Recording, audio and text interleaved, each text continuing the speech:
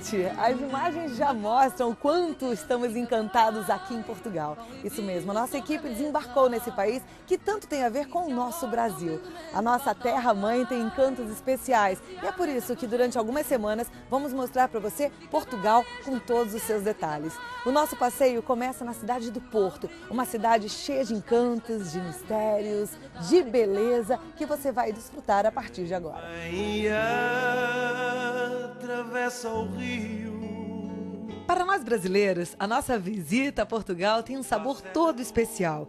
E já aqui no Porto, em várias situações, eu consigo ver de onde vem tanto dos nossos costumes. As roupas penduradas, escancaradas nas fachadas das casas, as ruas pequenininhas tortuosas que me lembraram tanto das ruas que a gente percorreu há pouco em Paraty. O cheirinho do mar em contraste com essa arquitetura barroca que nos lembra muito Salvador. Enfim, o Porto é lindo. Olha, essa cidade, também conhecida como a cidade invicta, faz jus ao lema. Dirigida sobre um monte. Estamos na muito nobre, sempre leal e invicta cidade do Porto. Essa é a segunda cidade mais importante de Portugal, conhecida mundialmente pelo bom vinho, o vinho do Porto, e tombada como patrimônio mundial pela Unesco. O nosso passeio só está começando e eu tenho certeza que você vai se encantar. Eu estou encantada aqui e quero mostrar tudo isso para você. Da Ribeira até à Foz, pedras sujas e gastas.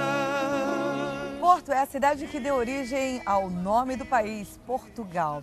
Aqui na época dos romanos, os romanos atracavam seus navios e chamavam essa região de portos. Ali na frente, a região já era conhecida como Cale, Portus Cale, com a evolução fonética Portugal. Aliás, esse lugar onde eu tô, para contar um pouco dessa história para você, é um lugar muito bonito também e que também tem uma outra história. Aqui é a Bataria da Vitória. Na época de Dom Pedro I, nosso Dom Pedro I, para eles o Dom Pedro IV, estava em guerra, era a guerra liberal contra o seu irmão. Ele tinha uma das suas principais batarias aqui nesse lugar. E hoje é um mirador, um mirante muito interessante, que a gente consegue avistar muito da cidade do Porto, muito de Vila Nova de Gaia. Daqui de longe a gente vê as caves e olha, ali tem a Sé, a Igreja do Porto, a Igreja dos Grilos.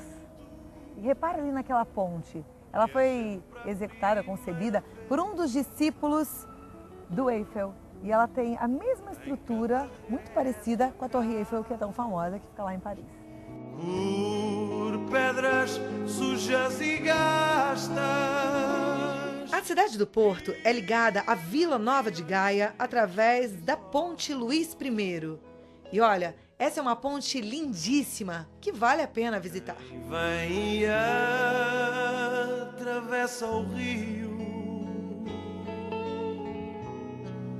Junto à Serra do... E olha, quando você estiver em cima da ponte, dá uma olhadinha para a Muralha Fernandina.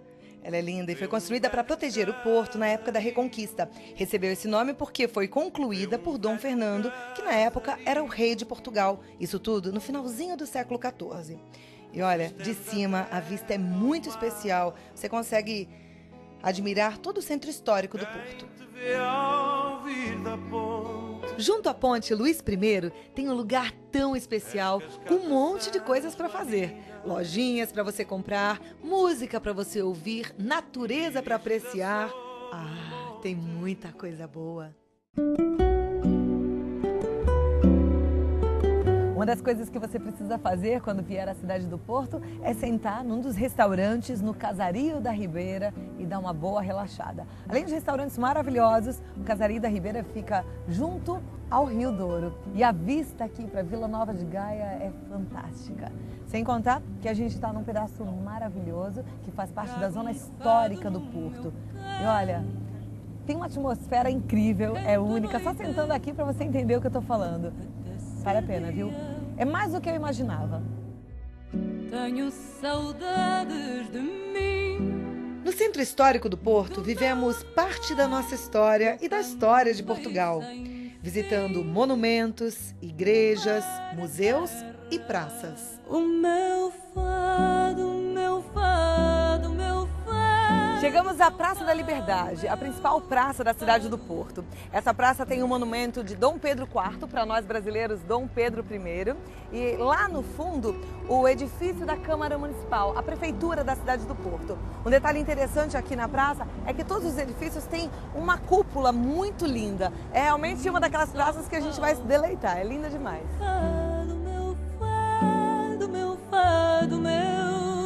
E a gente continua esse mergulho pela história, passeando agora nas igrejas da cidade do Porto. E a gente está em frente à Igreja da Misericórdia, uma igreja no estilo rococó do século XVII. E ela tem alguns detalhes interessantes, mas eu te conto lá.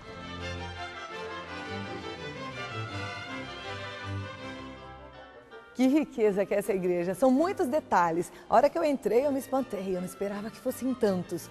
Olha, o teto é todo esculpido em gesso, um trabalho lindíssimo. A porta da igreja já é bonita, um trabalho de escultura na madeira, assim como o banco dos mesários. A gente tem no altar esculturas que parecem esculturas de mármore, mas também são feitas de madeira. A presença dos azulejos, uma característica forte da cidade do Porto. E os lustres maravilhosos, o órgão, que é um órgão ibérico de tubos, olha que preciosidade. E tem mais, eu vou mostrar para você a pérola principal da Nossa Senhora da Misericórdia. Esse é o Fons Vitae, que fica aqui numa das salas da Misericórdia do Porto. Aliás, uma sala muito especial, onde os mesários se reuniam antigamente para tomar as decisões importantes. E a hora que eu entrei nessa sala, fiquei encantada com esse lustre, que é muito bonito, e esse teto, olha o trabalho, a madeira toda entalhada, em cada um desses nichos uma obra de arte, é realmente um espetáculo, né? E esse quadro que é maravilhoso, uma obra grande, é óleo sobre madeira, é um quadro do século XVI e que, segundo os historiadores, foi encomendado por Dom João I. E essa daqui é a Sé do Porto, é a principal igreja da cidade do Porto. Aqui no Porto, a Missa do Galo é realizada aqui. Um detalhe interessante é que essa igreja de estilo românico, com uma construção do século XII, foi a igreja em que casou Dom João I com Philippa Lancaster. Uma igreja cheia de história, linda e que você vai ver agora por dentro também.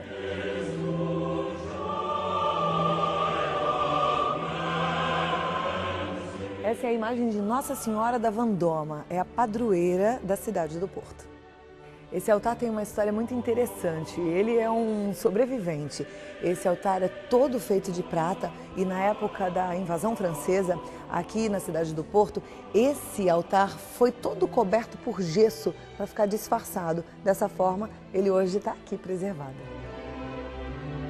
É mais que eu imaginava, a parte interna da igreja é realmente linda, é uma surpresa. E olha, apesar de ser uma igreja no estilo românico, como ela sofreu muitas alterações, ela tem aqui um pouco do estilo gótico, barroco, rococó, neoclássico. E é bom a gente parar aqui em frente a esse altar e observar os afrescos de Nicolau Nasoni, que são maravilhosos. Olha que espetáculo. Ali o altar do fundo de talha, que é madeira entalhada com folha de ouro. É um trabalho de tirar o fôlego, né? E ainda a rosácea da Sé do Porto, que é um dos pontos importantes que todo mundo vem para admirar e vale. A gente perdeu alguns minutos para apreciar essa maravilha. E essa daqui é a Igreja do Convento de São Francisco. É uma igreja que foi construída no século XII, mas sofreu algumas alterações. E a fachada, portanto, já é do século XVIII, no estilo barroco. Agora a construção em si é do estilo gótico-românico. É uma igreja muito bonita, a gente vai visitar o interior. Ela tem um trabalho de talha maravilhoso, que é o que mais chama a atenção de todo mundo que visita a Igreja de São Francisco. Eu te convido para ir lá comigo. Essa é a capela mais importante da Igreja de São Francisco. É a capela de São João Batista. Ela foi construída no ano de 1500, portanto do século XVI, por Diogo de Castilho e representa o batismo de Jesus Cristo por João Batista. Agora, esse aqui é o cartão postal da Igreja de São Francisco. É a árvore genealógica de Jesus Cristo. Olha que interessante. Essa é a capela de Nossa Senhora da Soledade, ou a Capela da Saudade. E um detalhe muito interessante que chama a atenção é esse portal de 1764. Olha que coisa linda, toda entalhada também e folhada a ouro. Olha, é interessante observar que aqui no chão da igreja de São Francisco, a gente ainda tem os túmulos e alguns com brasões das famílias. E olha, aqui as famílias mais ricas estariam na frente, bem próximas ao altar, e os padres franciscanos estariam enterrados na nave da igreja. E o nosso passeio pela cidade do Porto continua. Nós vamos agora à Praça Gomes de Teixeira, também conhecida como a Praça dos Leões. Aqui na Praça dos Leões, bem em frente à universidade, temos duas lindas igrejas. A Igreja das Carmelitas, que é uma construção do século XVII, no estilo barroco, e a Igreja do Carmo, uma construção rococó do século XVIII e que tem um detalhe muito interessante. Ela tem um painel na lateral que foi idealizado pelo artista italiano Francesco Di Franceschi e que conta um pouco da história da criação da Ordem das Carmelitas. Aliás, esse painel a gente consegue ver com facilidade aqui no Porto e ele tem três funções: embelezar, educar e proteger, como tem feito aqui na Igreja do Carmo. Agora, olha, até o século XVIII era proibido que uma igreja fosse construída ao lado, colada na outra parede com parede. Observe ali, no meio a gente tem uma casa, aquela porta verde é uma residência. É uma casa portuguesa, com certeza uma casa portuguesa. A poucos passos da Praça dos Leões existe um lugar que você precisa parar, relaxar e apreciar a beleza. É a livraria Lelo e Mano, que já foi chamada de livraria Chardron e que tem uma singularidade, é linda e eu tenho certeza que você vai se encantar. Olha, repara nessa fachada neogótica, nas duas figuras que representam bem o que é a livraria, arte e ciência. Eu te convido para um bate-papo gostoso. Se você já assistiu ao filme do Harry Potter, provavelmente essa escadaria é a familiar. Na verdade, a autora se inspirou nessa livraria, que já teve o nome de livraria Chardron. Hoje ela é conhecida como Lelo, mas na verdade ela é a Prólogo e é considerada a terceira livraria mais bonita do mundo. Eu conheço a de Buenos Aires, Ateneu, conheço a de Maastricht. Aliás, essa a gente já mostrou aqui, inclusive, na Rede Vida. E hoje eu posso falar para você que, do meu gosto pessoal, essa daqui é o concurso. Mas vem cá, porque quem fala melhor desse assunto é o seu Antero Braga, que cuida dessa livraria com... Ele falou que não é só amor. Eu venho-me divertir, venho-me cultivar e veja bem a sorte que eu tenho, é que ainda me pagam. Ainda te pagam para isso. Antero, você estava me explicando o porquê você pessoalmente considera a sua livraria a mais linda do mundo. É pela seguinte razão. Começar a Buclande, considerada pelo The Guardian como a livraria mais bela do mundo, aqui há uns anos, era uma antiga catedral. A segunda classificada foi a Ateneu. A Ateneu, portanto, em Buenos Aires, era um antigo teatro. Esta foi sempre livraria, portanto, nunca teve nenhuma outra atividade que não fosse vender livros. Daí que eu diga que é a mais bela do mundo e as pessoas acabam por concordar. Mas, por outro lado, isso me permite, o prazer maior que eu tenho não é esse. É ser considerada, de facto, aí sim, a terceira melhor livraria do mundo. Essa livraria, ela tem uma arquitetura muito diferente, muito especial. Esses painéis que eu olho e tenho a certeza que são feitos de madeira, eles são de gesso? São. São de gesso e é muito interessante, porque a madeira que está cá é brasileira. O que vem em madeira é esculpida e é brasileira, porque na altura a Chardron e a Lelo tinham uma grande relação com o Brasil, desde os dicionários, etc. Portanto, os Essas de Queiroz, etc. Tudo ia para o Brasil. E, segundo consta, não sei que não era vivo nessa altura, mas segundo consta pagavam com material, então acho que tinha muita madeira também para cá, portanto a madeira é sucupira. Depois há todo um trabalho de gesso que é feito, quando olha para os tetos vai verificar que não é madeira, é gesso. Ela não é só mais uma livraria, porque é um ponto turístico, claro, né? Inclusive foi premiada pela TripAdvisor. Claro. E esse lugar é especial, você precisa conhecer. Quando vier à cidade do Porto, já sabe, tem que passar aqui na Prólogo. Na Prólogo. Conhecida como Lelo. Sabendo-se que o Porto é uma nação. Está bem? E ser muito bem recebido pelo Antero Braga. Muito obrigada. Nada, foi um prazer, viu? Obrigado. Se soubesse que Os livros fazem parte da fama da cidade do Porto, mas é claro que tem muito mais. E o vinho do Porto é um desses que a gente sempre lembra quando pensa nessa cidade tão especial.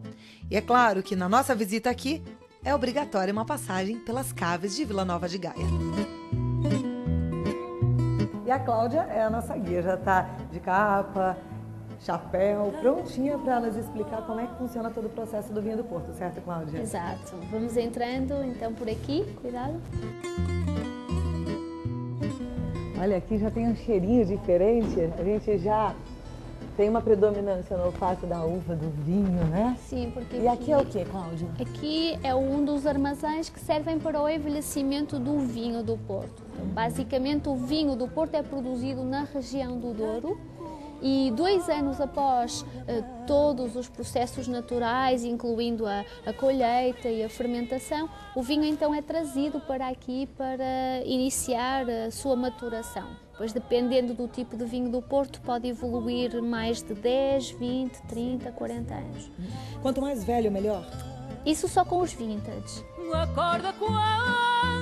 O vintage também tem uma qualidade extraordinária, mas vem de um só ano. Esses anos vintage só acontecem 2, 3 vezes por década, então é um vinho extremamente raro, muito sensível, muito exigente ao nível do armazenamento e da manutenção. Vintage não é porque o vinho é antigo, é porque aquela safra foi especial e ele foi separado, é isso? Não, mas sim, vintage vem de colheita fantástica, colheita excepcional. Esta não Esse edifício é do ano... É muito mais antigo. Como cave funciona desde 1811, então há Como mais... cave é Sim. desde 1811, Sim. só que antes de ser cave aqui era um mosteiro. Um mosteiro, sim. Olha que interessante, aqui é uma passagem secreta. Era, que ia dar lá em cima. Você já foi lá, Cláudia? Não dá para passar. Acho que a esta altura já não se consegue passar, fica muito estreito. E então, mas continua a haver água. Mas aí, fala o quê? Que essa passagem leva até onde? Sim, supostamente até ao cimo da colina. E é de onde vem esta mina de água, que é natural e que ajuda de forma também natural a manter os níveis de umidade e de temperatura aqui, porque nós não temos ar-condicionado. Então, como é que... Esse frescor que eu estou sentindo sim, é natural. Graças a essa água que vem lá da alta da colina. Sim, e temos outros orifícios no edifício, mas o que é muito importante é, por exemplo, quando faz muito calor, temos que, por exemplo, molhar o chão. Por isso é que o chão é de madeira, não sei se já repararam.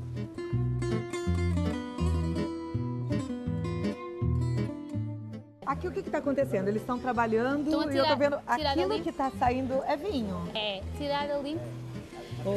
Estão a tirar em limpo, é aquilo que se chama, é um processo que consiste em retirar vinho de uma pipa para colocar noutra, pois esta é limpa. Portanto, agora já não temos, normalmente aqui temos a informação sobre a quantidade de vinho, a identificação do vinho, agora está cortada para depois, quando voltarem a encher, voltarem a colocar. E esse processo acontece com uma periodicidade? Sim. Normalmente todas as semanas fazem isso com um vinho diferente, com um balseiro Aí diferente. tira todo o vinho que está numa pipa, coloca passa na outra, sim. faz a higienização dela e volta o vinho para a pipa que ela estava. Exato. É um trabalhão danado, né? É, mas eles estão habituados. Isto aqui é a escala que nós usamos, está o vinho a subir, estão a ver? Pronto. E vai parar tem que parar ali em 20.054 litros, que é o total que tem neste momento e foi verificado a última vez em agosto, 29 de agosto. Através desse equipamento, desse processo, a gente consegue saber quantos litros tem dentro do balseiro. Não, tonel, neste caso é tonel número 5, que pode levar quase 21.000 litros. Através desse equipamento a gente consegue saber exatamente quantos litros de vinho tem dentro desse tonel, é isso? É. Uma curiosidade, por que aqui é escurinho assim? Porque ajuda bastante ao repouso do vinho. Se fosse Por acaso, esta zona da cave até é relativamente movimentada porque temos as visitas, mas isto é só uma parte da cave. Temos zonas muito mais escuras da cave onde o vinho do Porto está a envelhecer. E claro, também a iluminação é controlada, não está sempre ligada. Mas é proposital. Sim, sim, Esse sim. ambiente escuro Umidade, escuro, tudo faz isso com que o vinho faz envelheça de uma forma mais saudável e tenha mais qualidade. Exatamente. Essa é a última parte da nossa visita, né, Cláudia? Sim, é a melhor parte. É a melhor parte, segundo a Cláudia. Bom, aqui o visitante experimenta os vinhos?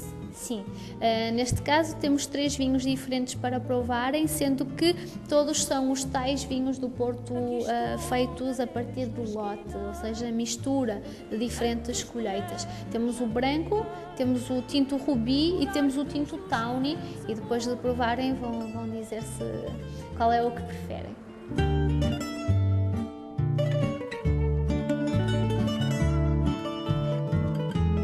Agora, existe aqui em Vila Nova de Gaia já um outro conceito, um conceito moderno de perceber o vinho do Porto. Aqui, por exemplo, no espaço multimídia Porto Cruz, a gente tem inclusive algumas interações através de um painel onde a gente pode selecionar o que nos apetece em relação aos 5 sentidos. A gente tem inclusive a sugestão do vinho, uma sugestão bem individual para cada gosto.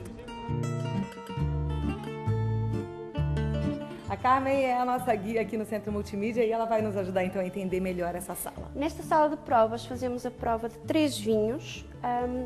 Este aqui temos o branco, o reserva e o LBV 2001.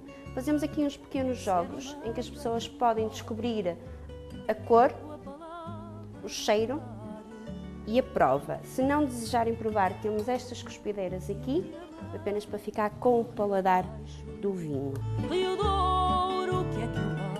E que podem ficar fechadas assim e abertas só quando necessário. Esse passeio pelo Porto está incrível. E agora, olha, a gente está de frente para a Estação São Bento. É uma estação de trem maravilhosa. Aqui dentro, no vestíbulo, a gente tem obras lindíssimas. São 20 mil azulejos. É um espetáculo. Dá só uma olhada.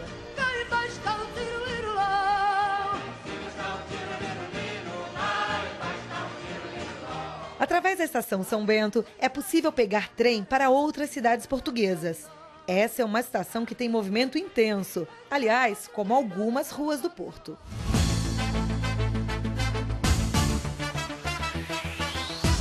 Essa é a Rua Santa Catarina, é a rua comercial mais movimentada do Porto. São várias lojas, muita gente passeando, fazendo compras. E aqui tem um lugar que você precisa apreciar. É o cartão postal do Porto, é o Café Majestic, que tem uma construção muito antiga e muita história para contar também. Até o céu conspira que és tu, quem quero amar, amar. Eu nem só entrei, mas sentei ainda com 2 amigas aqui, uma brasileirinha que mora aqui em Portugal, né, Carla? E a Rosalina, que é tia Rosalina, que é amiga da minha mãe também, que foi bom que a gente se encontrou aqui e botou os papos em dia, né? E agora nesse lugar maravilhoso. Ó, deixa eu te falar uma coisa, o Café Majestic é muito antigo, é considerado um dos 10 mais bonitos cafés do mundo e ele foi construído em 1921. É incrível, esse cafezinho aqui vale a pena. Agora a gente pode pedir um passaginho de nata, né? Que tem tudo de ti, tem ritmo e alegria, que é o que tu me dás a mim. É, que gostoso! E como toda viagem, esses momentos ficam registrados na nossa memória e também nas fotografias. Falando nisso, não deixe de visitar o Mosteiro Serra do Pilar, porque de lá a gente garante os melhores cliques. Em mim, dança comigo, aos teus desejos direi sim. Daqui você tem a melhor vista sobre o Porto. A gente realmente precisa vir, parar e observar. E olha, o nosso passeio termina aqui, mas eu posso te confessar que eu vou embora com o coração cheio de saudade. Foi uma experiência incrível. O Porto superou as minhas expectativas. É muito mais bonito do que eu imaginava. Eu quero agradecer à Associação de Turismo do Porto, ao nosso guia querido que deu aula pra gente de história e teve uma paciência incrível, Ricardo Caetano, ao Paulo Machado, do Consulado de Portugal no Brasil e a toda a nossa equipe que ajudou para que esse Rede Vida Visita ficasse tão especial. A gente continua em Portugal. Na próxima semana tem muito mais e eu tenho certeza que você vai gostar. Uma ótima noite para você e até a próxima. Dança comigo, eu dou-te o sol que há em mim. Dança comigo, faz teus desejos